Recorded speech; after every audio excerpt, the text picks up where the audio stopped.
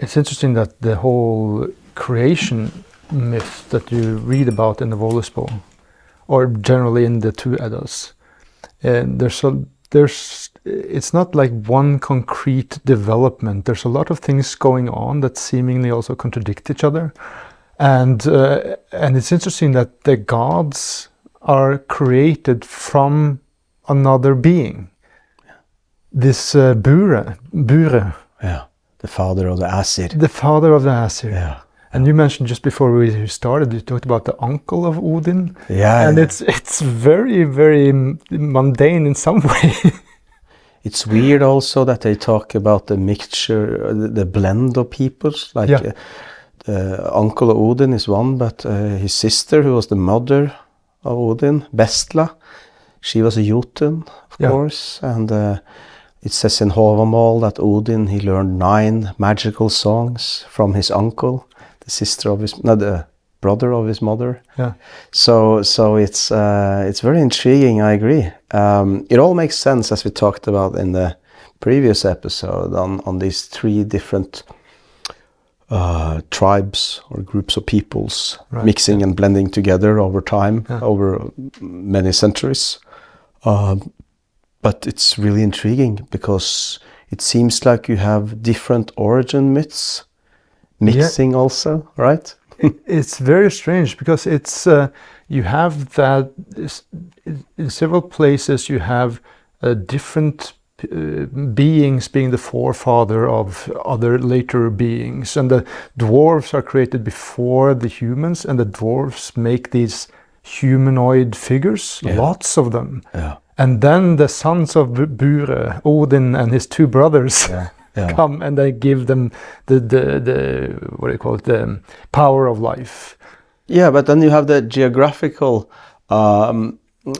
attestations, so to say, Ginnunga Gaup, and the how the earth Ginnunga Gap, the earth opens up and the world is created in a sense like we know it today from Ymir and it's for me it seems like there's a lot of different stuff that has been mixed in or put into the mix, so to say. Yeah, because what happens with Ymir is really fascinating, and I don't know what heritage is that, where this being is created because you have the warm and the cool meeting in the Ginnungagap, and then from the moist he appears, and then he is killed, and his skull becomes the heavens, and his hairs become the trees, and his blood the water, and his bones the mountains, and all these things. I mean, that's a very animistic or way of seeing things, where nature is created of a godlike being, if not a god. You know, I'm thinking a little bit that all of this in how the world was created, the way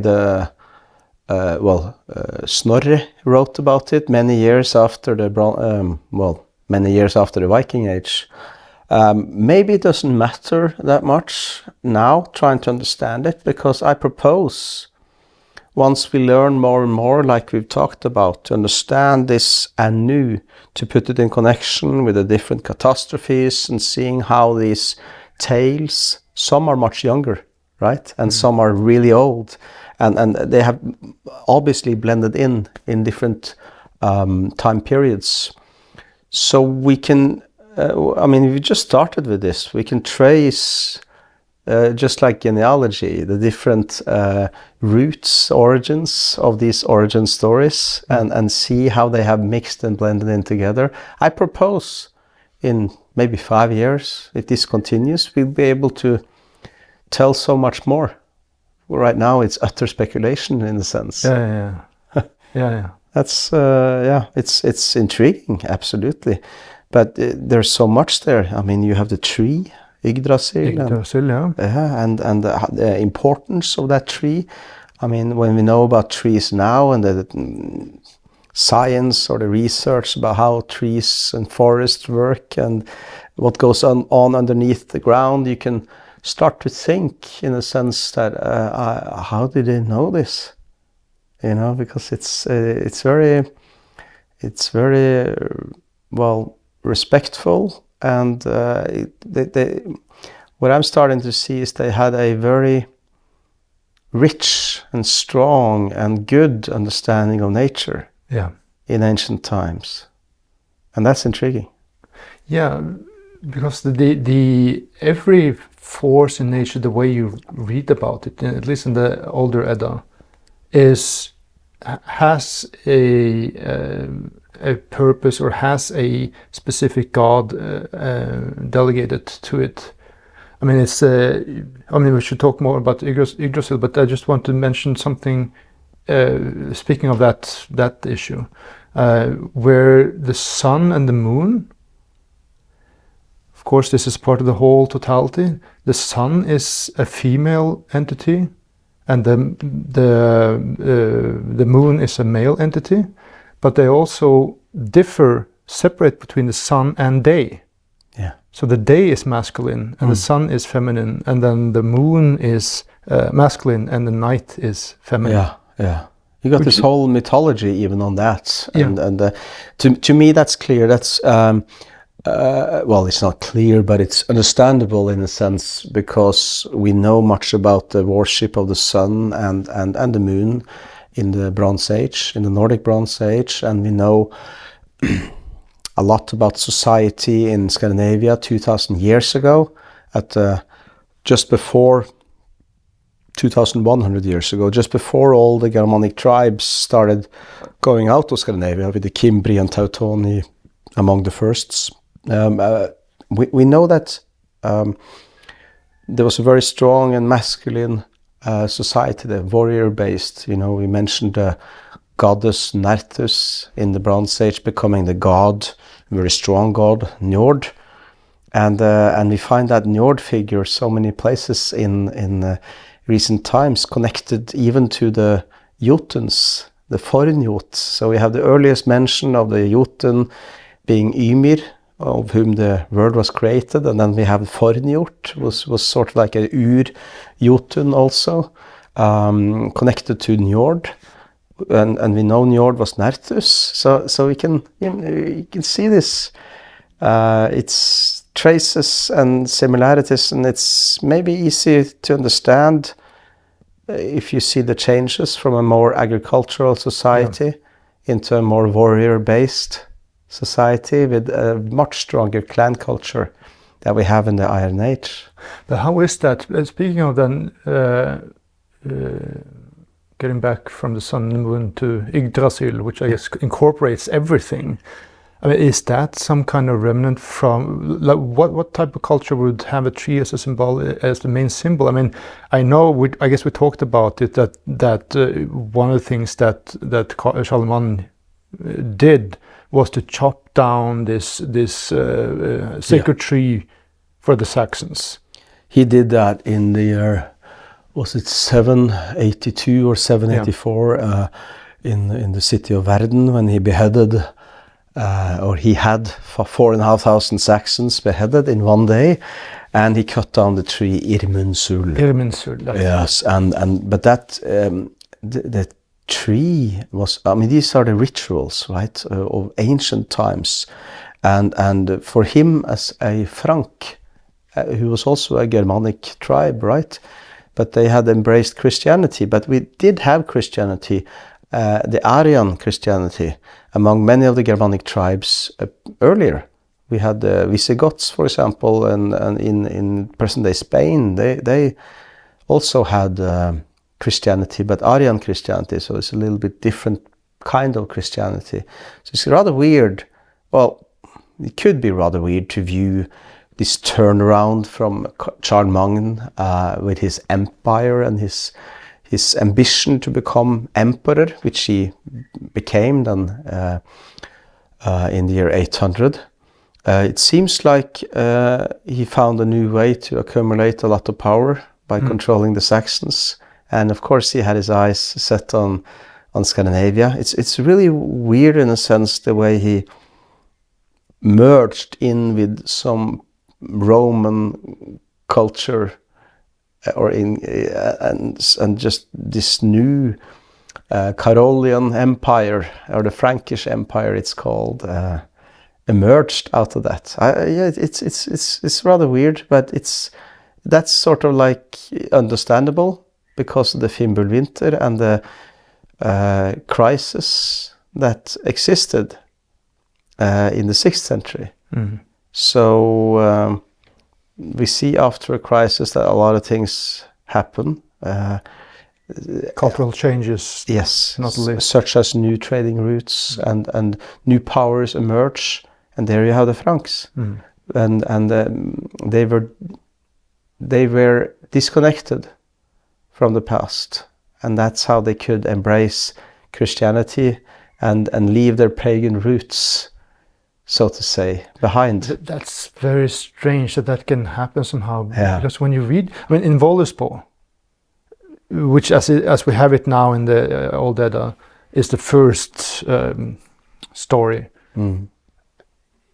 I guess it's Odin talking to this Volva, this what do you call it, trollkvinne. Norne. Yeah, she's always existed. She's so old that she remembers Yggdrasil as a little plant just coming out of the soil. And in that way of thinking, with that big tree going back to the beginning of time, basically, that must give you a completely different sense of belonging with everything. When there is this, let me hear what you think.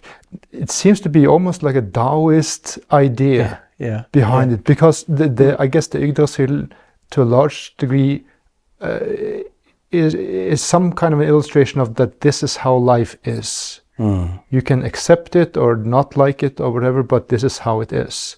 I mean, like this thing that is so strange. This continuous attack on that tree from every possible angle at every possible time. I mean, at all times. We're talking about Yggdrasil now. With you have the squirrel and you have the serpent and there are many serpents going at it, and you have the deer eating at the branches, and you have this Ratatosk, the squirrel, setting these two forces up against each other to just like a trickster type somehow.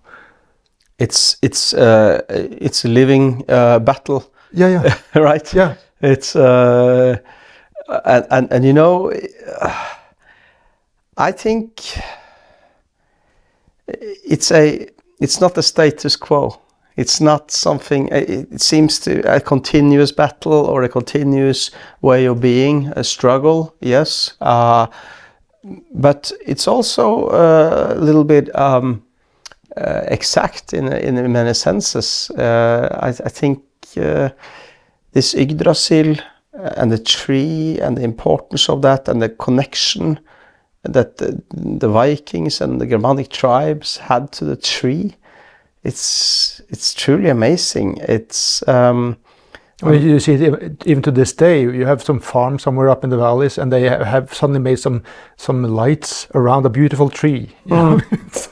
Yes, and you have the Christmas tree tradition, which was especially in Germany, they sort of reignited that old way of worshipping the trees. So we still do it today. I really think that they were onto something. I think they viewed their view of existence and their existence in you said Taoism, in balance or as part of something bigger than yourself. I think they had a more proper and correct understanding of the whole thing than we do today. When in modern day society, time is linear and progress is the main theme. But everything is really circular in cycles, right? Yes, and that's I guess we talked about it in that first interview I did with you, but I mean we can absolutely repeat it. This it's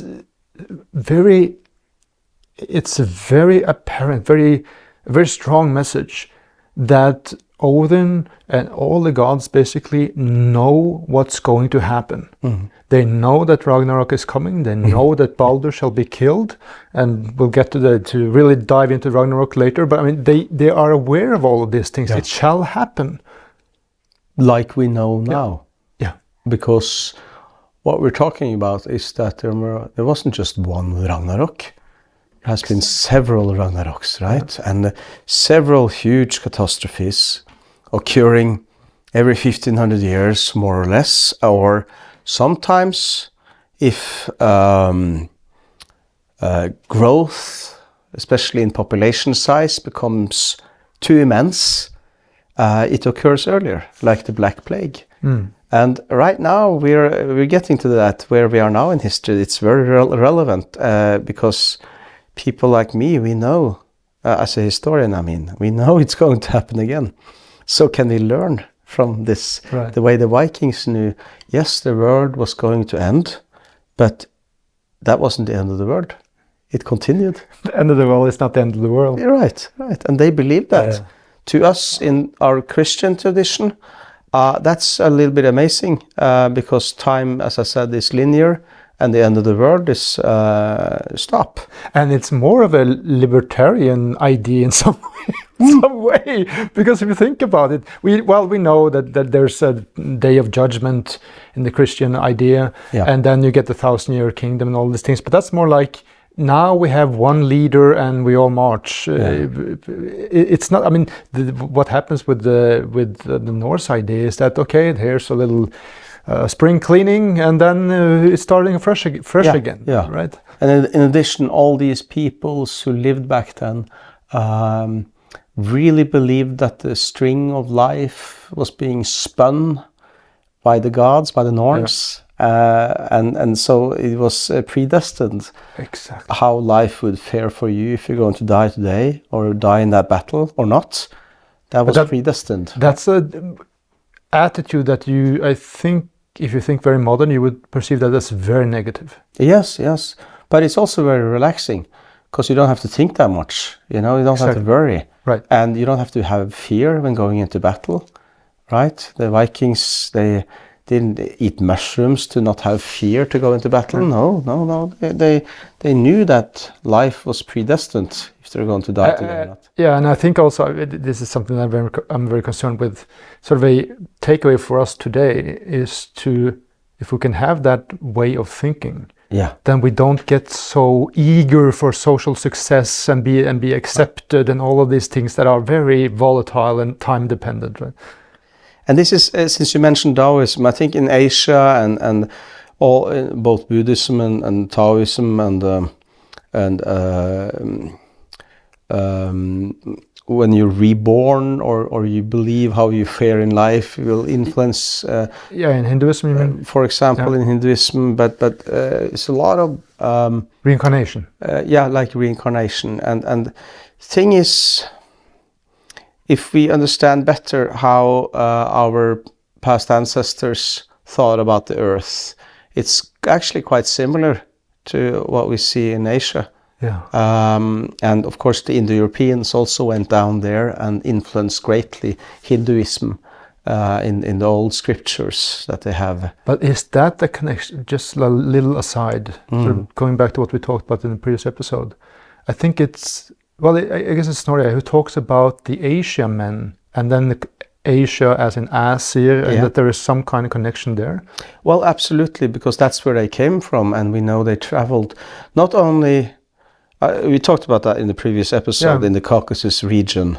And they ventured into Europe, but they also ventured eastwards, right? Some to even China and down to India. But it turns out there were more migrations later on in history also, where people would, even after going west into Europe and mixing around the Baltic Sea, they would then migrate eastwards again and meet their distant cousins in present-day Kazakhstan and down towards India and even in India. And the last ones to migrate into India was the Guptas, which is called the Gupta Empire in, I believe it was around 1800 years ago, 200 AD, around that. And they controlled large parts of India for centuries with one ruling family. They spoke the ancient language, the Indo-European language, of course. There were 3 different languages in addition. Well, the main one was, of course, the ancient language of in India, but they had also 2 other languages which were related. So we know they were Indo-European, the Guptas, and they were the first ones, by the way, to enforce a penalty of death if you married outside your caste, outside your station, so to say, because it was layers of society, and you belonged here, you couldn't marry or have children with someone else. And they imposed a death penalty for this. And that's interesting in a sense, because that's sort of, there you have the caste system of India today, which is forbidden, but it's so strong and rigid that it influences greatly. And it's to the benefit of these Indo-European core, so to say, historically. They would venture in many different directions, but what they're talking about is a different balance of culture, which is very, very different from the Judeo-Christian tradition, which is about 3,000 years old if you count the Old Testament. But then you have in the Old Testament a lot of traditions that goes even further back in time and are connected mostly with the spread of farming, with agriculture. Yeah. And some of those stories come from the Fertile Crescent, in addition to the flood stories, which is another discussion, I guess, of the Great Flood, or Flood.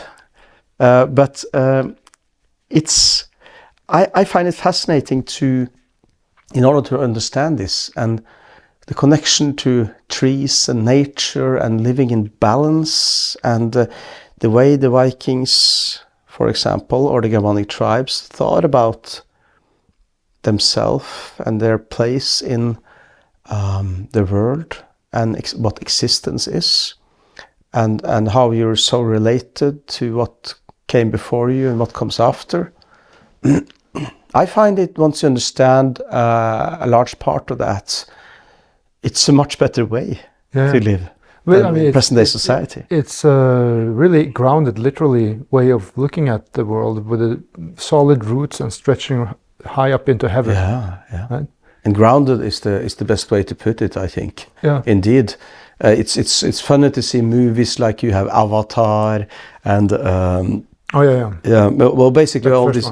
The first one, where you have they connect to the tree of life, sort of. But of course, I'm convinced all of these who wrote that and made that have been using a lot of mushrooms, of course. Well, it's that sense of belonging to something, being a part of something larger than yourself, and that brings meaning in itself. I know about this also, but it can also be religious. It can be God, even, in a Christian way, even. Yeah. But there seems to be a difference. I mean, okay, so this idea of connecting this to something larger. I mean, obviously, in the Eddas, Odin's say shamanic travels is a huge part, and it's easy, I guess, on the face of it, to see the connection between him and Jesus, because he hung, I guess he wasn't crucified, but he hung 9 days in Yggdrasil. Yeah. And it's easy to see that as a connection to Jesus. But it seems like in the case with Jesus, it's more of a case of him doing that for us. Yeah. Whereas with Odin, I get more the sensation that it's some kind of ideal that you can also follow. It's much more of an individualistic or libertarian idea. He was obsessed with wisdom, like so many were, and even the Vikings had that in addition, right? Like the words of the wise Håvamål, which is Odin's words, of course. But we find, I mean, in Yggdrasil you had these 3 wells in the bottom, and Mimir's well was part of this also, and Mimir was a Jotun, probably, who was very, very wise from the north, right? And how was the story when they found out that Mimir Wasn't that good a ruler? They exchanged. He became. Yeah, that's the whole Vanir Asir war. Exactly. And I think that's Snorri, isn't it, where he talks about how they exchange hostages. Yes. And Asir got Frey and Freya, Njord, at least those. And then the Vanir got Mimir is one of them. Yeah. And then there was another one, I forget the name right now. And when that other person wasn't there, Mimir appeared to be a weak leader. Yeah. So they end up chopping his head off. And that's the head that then Odin... They returned that head to Odin. Yeah. And he would they would do something with the head. He embalmed it. Or, embalmed. Yeah. And Odin would carry along this head because that was wisdom. And it's this obsession for wisdom, which is truly, truly something remarkable in a sense. He hung for 9 days, more dead than alive, on a tree, on the Yggdrasil. Given to myself by myself. Net up, exactly. Yeah. And to gain deeper wisdom. This is shamanistic experiences. This is and it's shape-shifting. You know, Odin is known to have been a great He could do that. Yeah. Absolutely. And then he has 40 what names? Yeah, lots of names. And then you have this with Mimir's well. In the well, he would sacrifice his eye, Odin, and that was for wisdom also. And in addition, you have the mead of poetry. Suttung, the Jotun Suttung, had this mead that was special. If you drank of it, you could do poetry, which Odin was able to get by the help of some dwarfs who were able to. He got this man to. It was something. Isn't it something about a snake making this little hole into the mountain? Yeah, it was a. They used a cone like tusk. Like the ratatusk. That's the squirrel was all. The name is also from a tusk. Right. And then it was like a drill, and then you could slip in there as a snake and visit. Shape-shift into and then get it out. Yeah. He visited Gudrud or something like that. Stays with her for 3 nights. Yeah. And as a reward, he shall get some sips of the mead, and it drinks everything, obviously. Yeah, of course. And then he gains the wisdom to do magnificent poetry. Yeah. And imagine being a man in the Viking age, you know, to be a proper man, you would not just have to be good in battle, but also good with words. Yeah.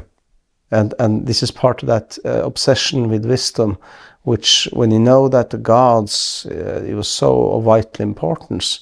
And at the same time, you can wonder, why didn't the gods try to prevent Ragnarok, for example? You know, but they are unable to do anything about it. Right, so they let it happen. They are a nature force more than a creative force. It's not the cycle of life; it's the cycles of life. Yeah, and they are subject to it as well. Yeah, and it's better to accept it and embrace it, and face it. Yeah, and I mean, Odin does really hard work. To gain all that knowledge. I mean, that one thing with hanging on the tree, but then how is it he goes when Balder has these bad dreams? Yeah. All the gods collect to find out what it is, because it's about, of course, that he shall die. And then Odin goes down into Hel, and wakes up this specific Volva, this woman. And to ask her this question that yes, he is going to die, and so he knows everything in beforehand of what is going to happen, and it's very reminiscent of also things that you see. We've talked about the connection between possibly Scandinavia and ancient Greece. Yes. And then you have Odysseus visiting the sorceress Kirke, Circe. Yeah. And she, of course, makes these potions. Yes. And it doesn't say so, but I want to read into it that he's probably been drinking stuff. And then he goes down with his men to the underworld, and he can talk to Tiresias and get the information about what is going to happen. So what's interesting here is we have, to simplify a little bit, we have these wells, different wells like Mimir's well, Urd's well. We have these bridges, which helps with the passages, right? Bifrost, or Bifrost. Yeah. to get into the divinity or passage between these divinity worlds. The God's world, yeah. Yes, and then we have this other, you know what I'm talking about, this other bridge that goes down to hell. Yeah, I forget the name of it, but there's also the door that you have to pass. And yes, but we're getting to that in the next episode, I think. So we're gonna with the ferryman and stuff. So we're getting to that, and we'll have that name. No, but I think that fits very well now, because there must be some kind of connection with the whole idea of these shamanic travels. Yes, that was my point, because then you have these sacred numbers like 9, and yes, you have the 3, what is that? The 3 Norns, you have the 3 wells. You have the 3 roots of Yggdrasil, but also you have the 9 worlds that you can travel to, right, with these bridges. And the number 9 is so sacred. It's very intriguing. Every 9 years, you would have a huge ceremony, like in Uppsala in Sweden, which we have good sources from, where you sacrifice almost everything alive. In a sense, you know, it's these rituals must have been really, really old. Because it's the Volva who says that in Voldespå, that she remembers Yggdrasil as a little plant coming up. And then I saw 9 worlds in the tree. And later in, which one is that? Vavtrudnesmål, I think, where he talks about that he saw 9 worlds in hell. Yeah. So this number 9, what does this represent, these 9 worlds? I mean, is that connected with the shamanic journey? Or I have this theory on this, because I find it fascinating that 9 was also important back in the Bronze Age and the Neolithic times before that. Before the Nordic Bronze Age. And if you look on Stonehenge, even there you have, we know in ancient Greece there was a machine that could depict these cycles of 9 years, 9 and 8. The Antikythera mechanism. That mechanism, which is only, 2,200, 2,300 years old. But still, even at Stonehenge, there are people who claim that some of these stones, the outer stones, also were used in these cycles to predict the different when the moon and the sun have how do you say that in English, when the equinox and the equinox, exactly, and that happens in these Saros cycles every 18 years about.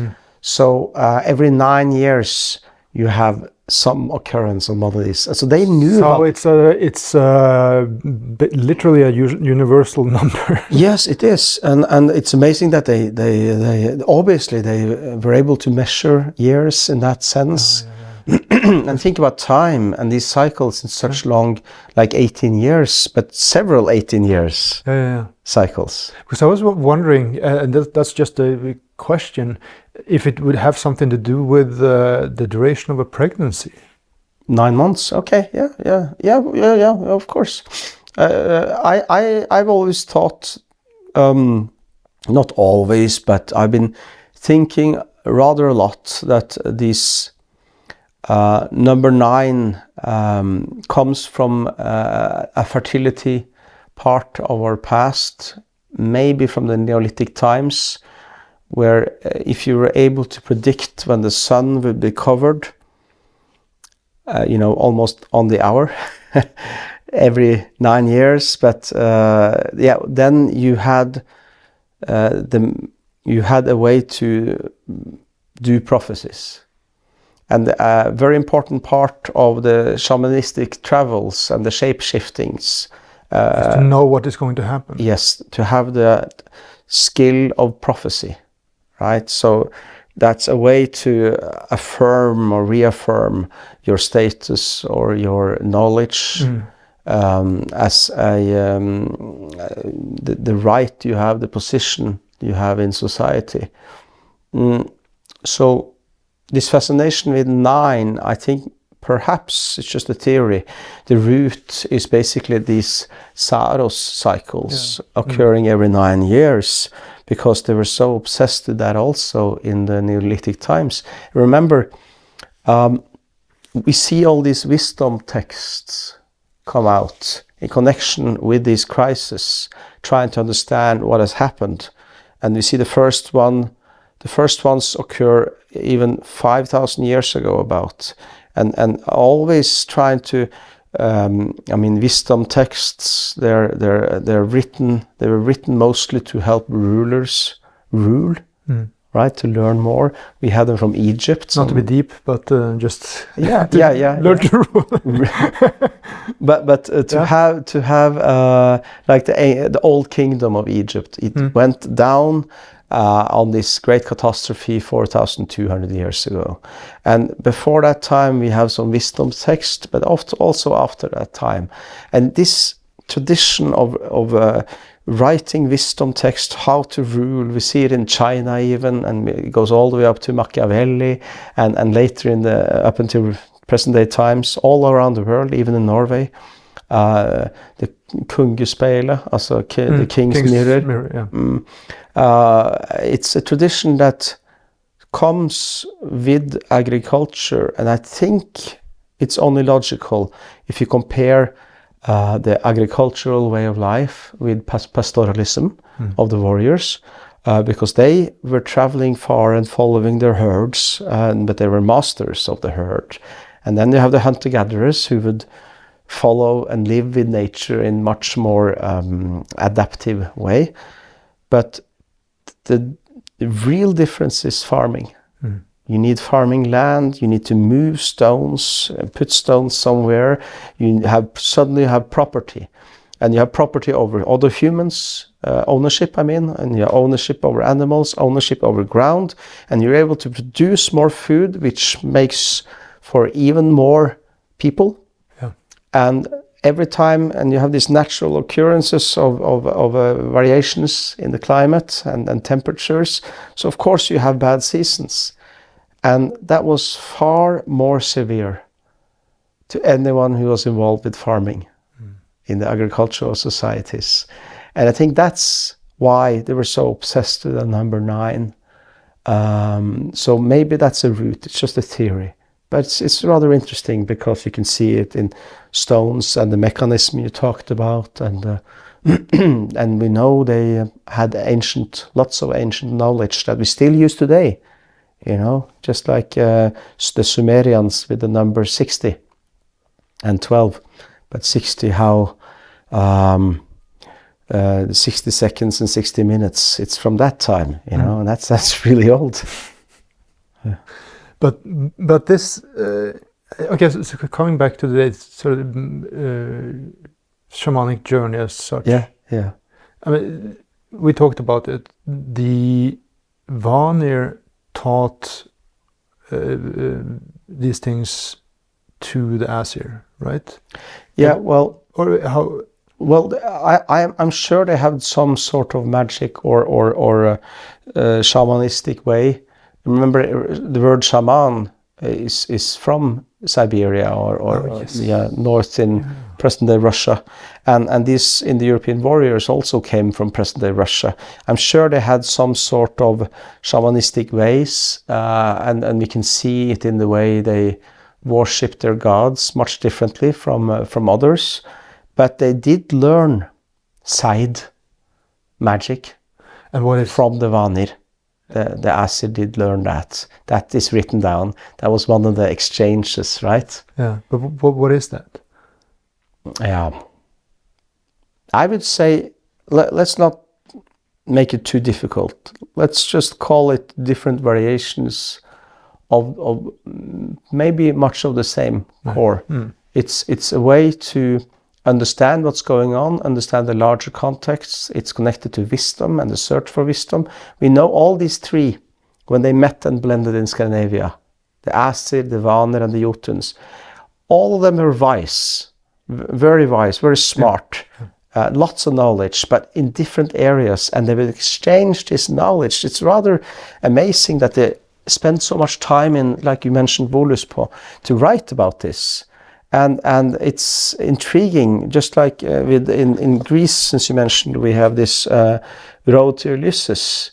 Even then, this is a 2,000-year-old tradition. It started 4,000 years ago, and it ended in the Roman era. And even the emperor, several Roman emperors would travel. I think we talked about that in the previous talk when we had here, how these different emperors, even 1,800 years ago or 1,900 years ago, would go to Ulysses and take part in these secret ceremonies. And why? Well, to learn more about wisdom and ancient hidden knowledge. And I think the basis of that, or the core of it, as I've understood it, is to learn that there is death and resurrection.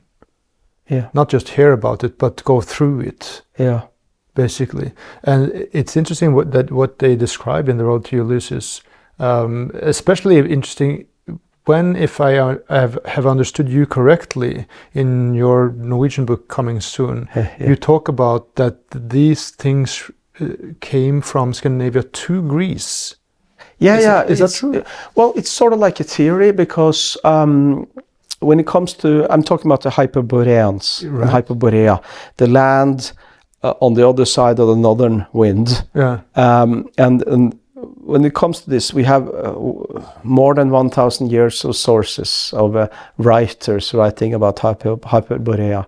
And the more we get into the later Greek times and the Roman times, the more fairy tale-ish are the writers when it comes to describing Hyperborea. But if you look on the really old sources, like Pindar, who lived at Homer's time, so it's like really ancient, and describing the early Olympics 3,200 years ago, before the Bronze Age collapse, and describing how the Hyperboreans were part of the Olympics, but they came from far, from a place where the sun would set and rise only once per year. And we from up here in the north, we know where that is. That is in the Arctic. You know, it has to be above the Arctic Circle.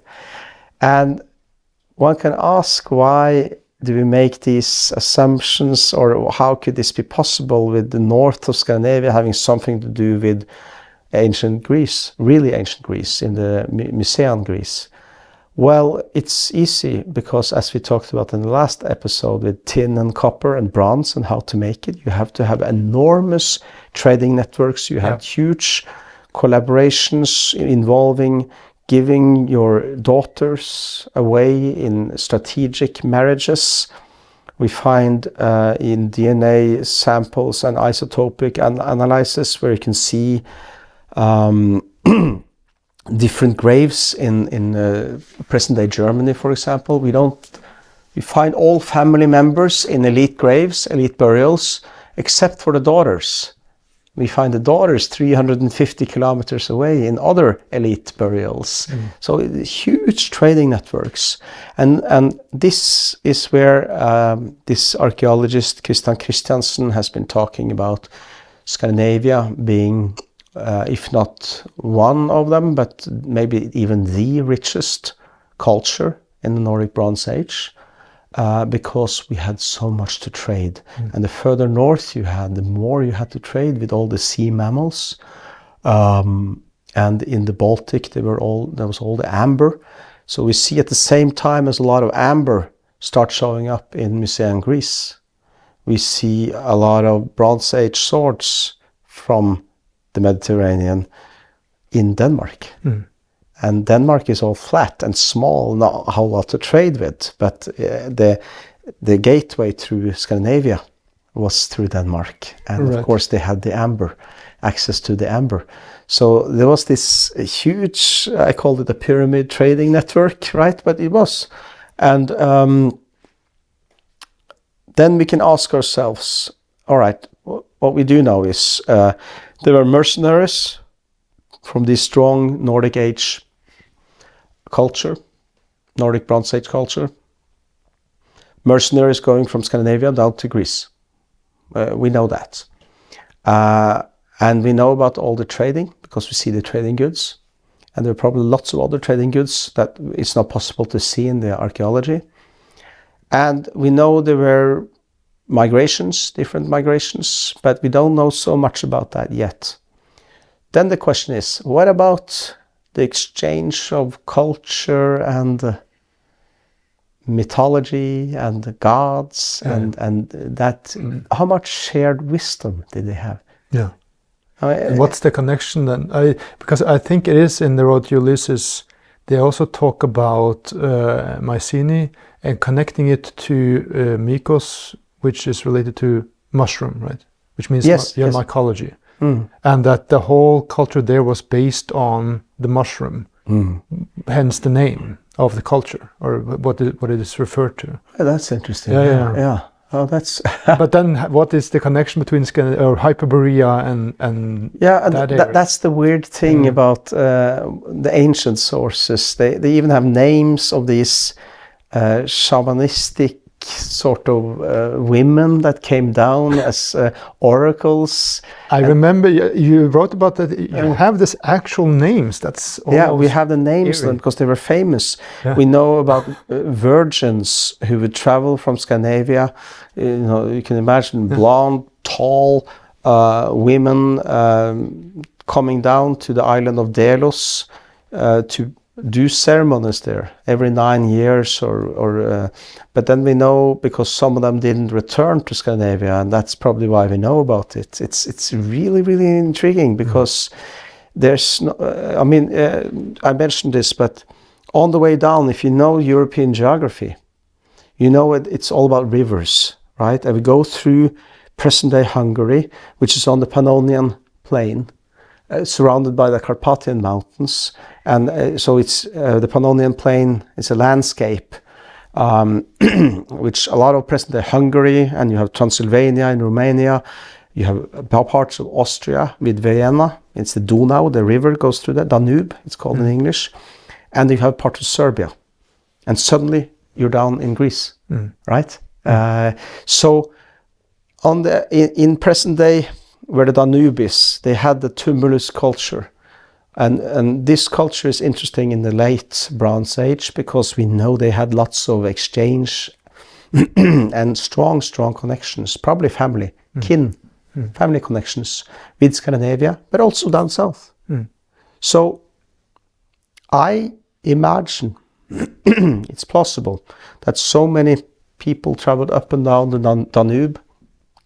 They went down with amber in the Vistula River, through the Vistula Valley in present-day Poland, with Warsaw, and then you can go straight down to the Black Sea or straight down through the Moravian Gate, it's called, to enter into the Pannonian Plains, and where you find the tumulus culture, and you catch on the Danube to go further south, and then suddenly you go down by present-day Serbia, straight down to the Mediterranean on the Greek side. Right. Adriatic Sea. And so we have the oracle at Delphi, and we have the oracle and the monument still at the island of Delos. And this, you have Apollon and Apollon's mother was a Hyperborean who came from the north, and Apollon would spend his winters up north with his people. If the theory is correct that Hyperborea was in Scandinavia, then why wouldn't he spend his summer? Well, his summers he was down in Greece, and in the winter time, if you've been up north in Scandinavia in the Arctic, and you've just the reindeer, for example. The reindeer, everyone knows that the reindeer are crazy about mushroom and psychedelic trips. And up north, people know, not everyone, but everyone up north know about that. Especially if you have eaten magic mushroom, and you pee in the snow, they smell that, they go crazy. You can't stop them because it's something about when you pee out the second time around. It's special. So I know Sami people up north who say it's crazy, if you eat mushroom because they love mushroom, but they can smell the mushroom from the urine, and that gets them ecstatic. And this has been a similar or symbiosis tradition for a long, long time. The more I see about history, the more I realize that everyone did this in terms of psychedelic experiences, as we call them now. But it's not to get high, of course. It was part of this obsession with knowledge and wisdom. And it really is underlined, especially with Odin, that acquiring wisdom is hard work. Yes. And not some comfortable thing you do in a party. It's a near-death experience. Yeah, absolutely. Yeah. I mean, he talks about how that's when he is caught at the King Geirröd. Yeah. And he's I guess bound with the ropes between two fires, and he's not given food or water.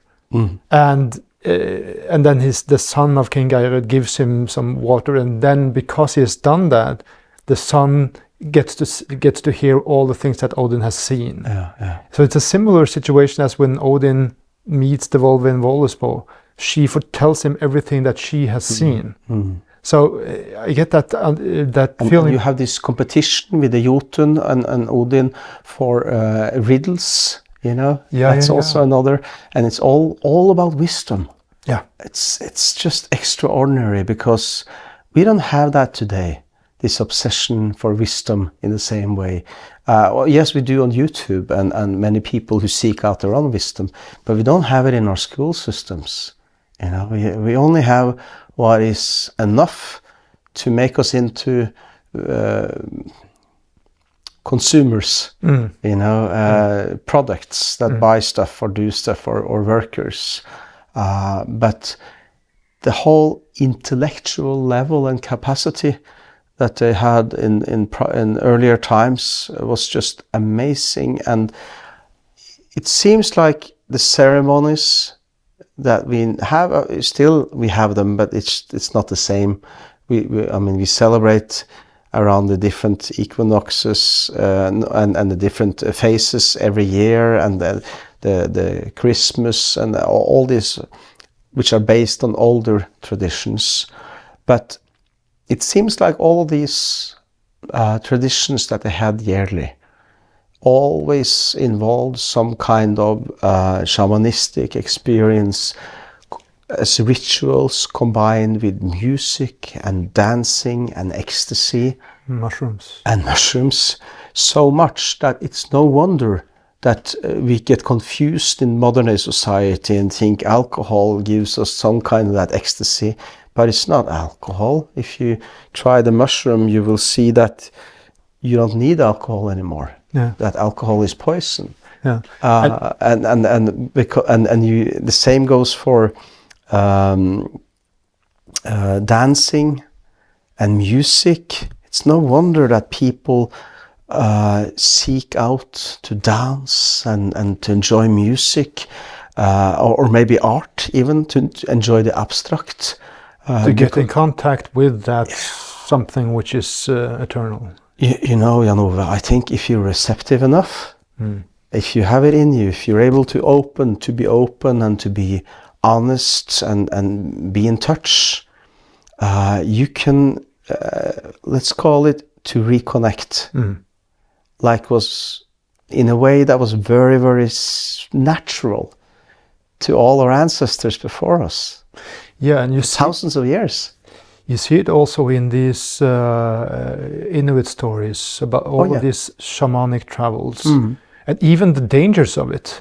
Yeah. Did I tell you about that? That one where he travels to the moon, and on the way to the moon, there's a woman, and she will sing very beautifully, and she will lure you. Yeah. But you must not start laughing when you see her, because it's actually an old naked woman who dances with a dog's head in between her legs and does all kinds of obscene gestures. And once you laugh, she has your lungs on a plate and waits for them to cool down so she can eat them. Yeah. So that's really a clear description of, like, you don't want to have a bad trip like that. Like that, and that's why they need these guiding or helping spirits. Yes. On the road, and this thing about the reality check again. Yeah. Like there's another story about, and again we're talking about the Inuits. There's a story about this woman who loses her 2 sons, one after the other, and she's so sorrowful that she doesn't take mushrooms as such, but she sort of goes into a trance or somehow. They think she's dead, and then she travels to the heavens, and then she comes into a house and there's water running out of the house, and she comes in to one room there, and her 2 sons are sitting by a table and their legs are caught in blocks of ice. And then they say to her that you have to stop having so much sorrow because all your tears turn into ice and we cannot move. Right. Oh, that's intriguing. So, I mean, this is not Norse mythology, but I guess it's the same idea or same relation to it. Absolutely. And you see it in the Sami tradition also with I mean, they call it Nuaidegatse, which are these spirits, the little helpers that a lot of people who do mushrooms know about and talk about, and you find it in so many different indigenous cultures.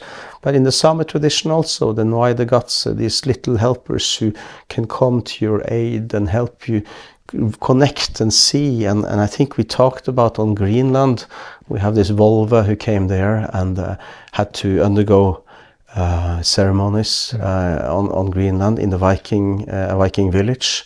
And she couldn't just take the mushroom and enter the trance state.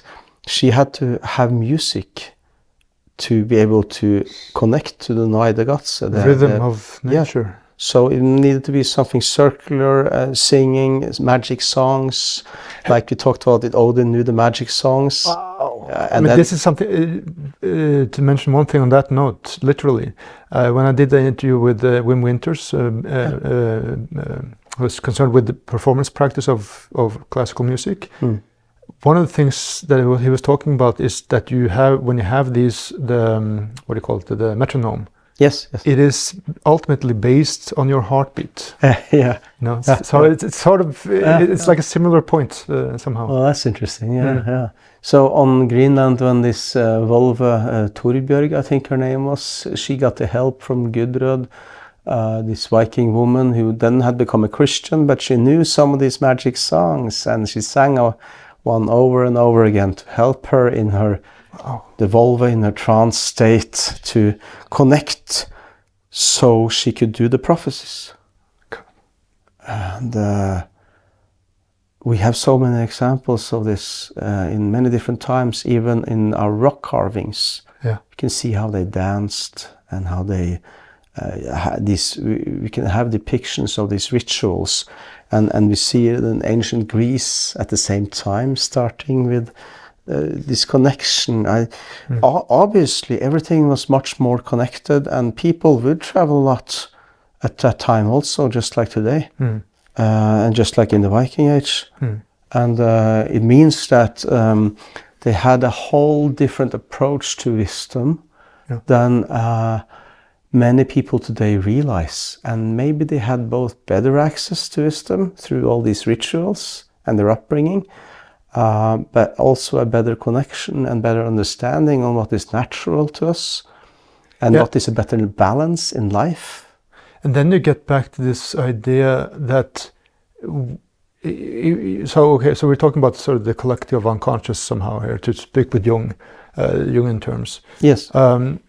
And then the question is, when you go into that state, do you learn these things from yourself, or do you actually connect to something that is external to you, but it is embedded in you, and therefore you sort of quote unquote learn from yourself, which is not yourself?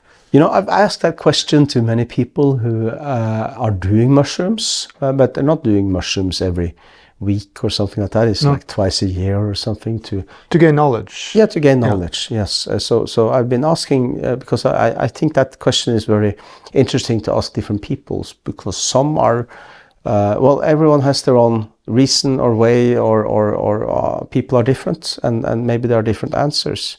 So I asked them, when you feel you connect to something called collective consciousness, when you're tripping, is it only in your head, or are you actually connecting to something collective? And everyone says it's actual.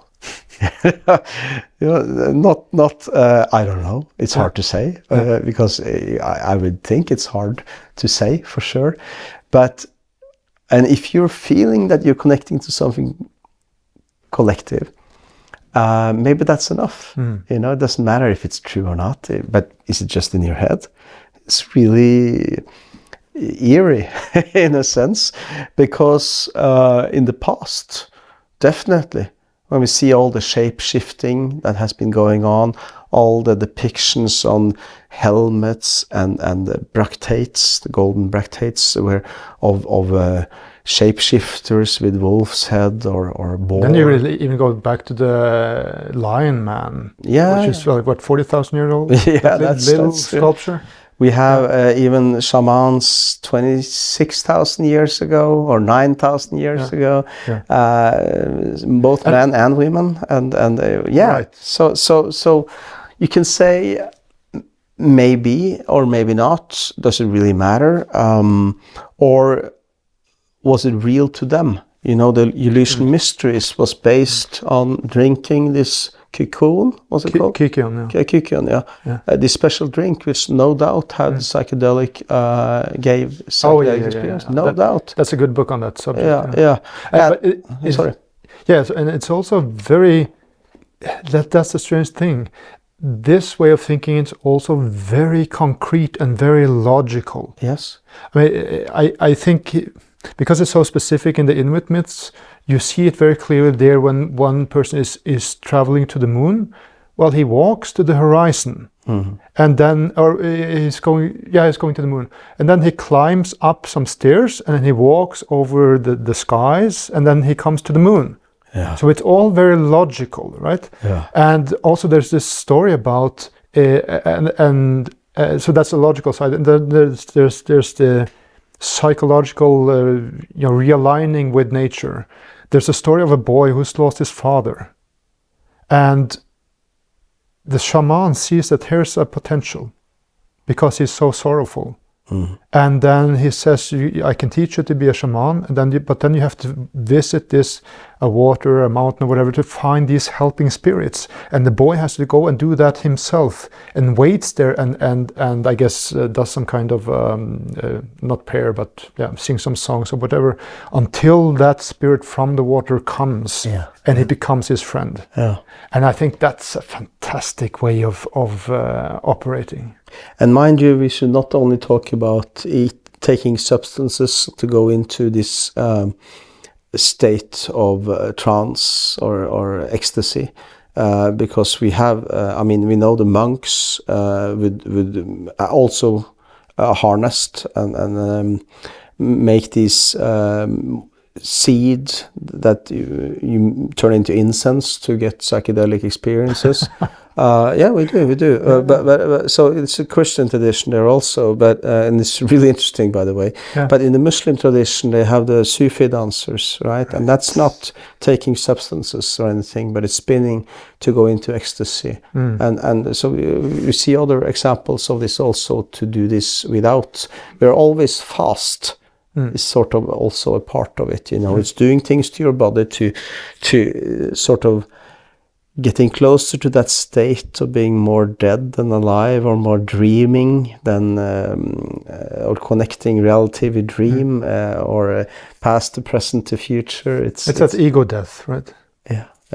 And, that's how it's. I've been to some meditation courses, and people say that they want to do that so they can have sort of what do you call it, time for themselves. Mm-hmm. And I'm thinking, no, that's not what I want at all. I want time where I can not be myself. Yeah. Where you can be quite away from thinking about the bill coming next month or all of these things that are yourself. That's responsibilities that you have, right? That's part of why breathworking also is important to a lot of people now, more and more. Yeah. It's part of that same experience I've learned. So it's rather interesting, because a lot of the things that come out of this is a closer, affirmity or affiliation, I guess, to nature. Yeah. And living or being a part of something larger than yourself. And that's sort of the core of the wisdom. Because there is a feeling that you are larger. Yes. And that in itself gives meaning. Yeah. So if you're struggling with meaning in life, to feel that you're part of something larger than yourself, and you're not playing a part, you're existing. It's a state. It's not a trip that has a start and an ending. You connect to a state of being, and that gives meaning. Yeah.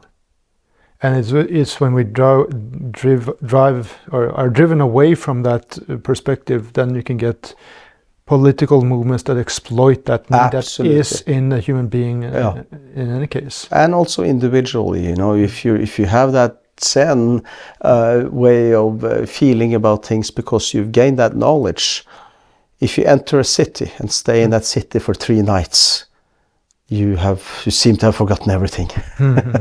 So it's challenging the way modern life gets us back on that track to be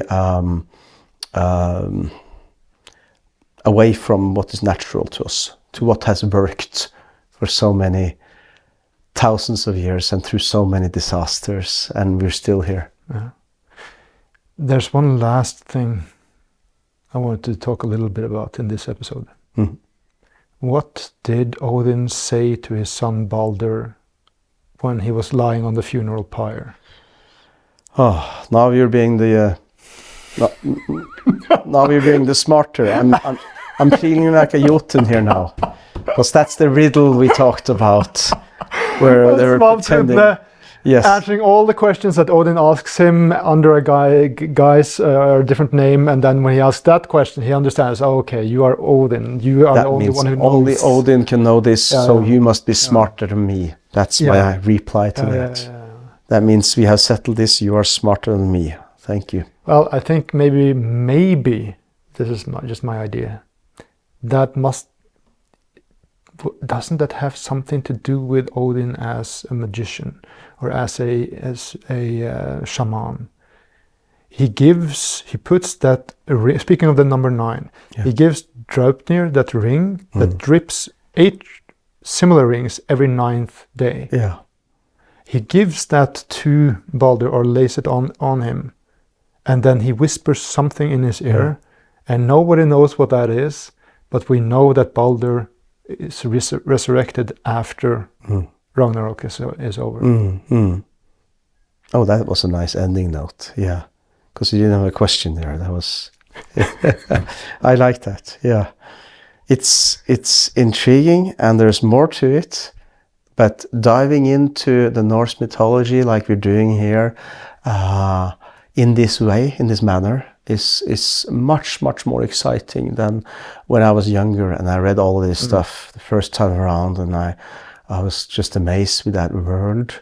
But viewing it from my own perspective, from my own upbringing, from my modern way of thinking, that was so different than where we are now.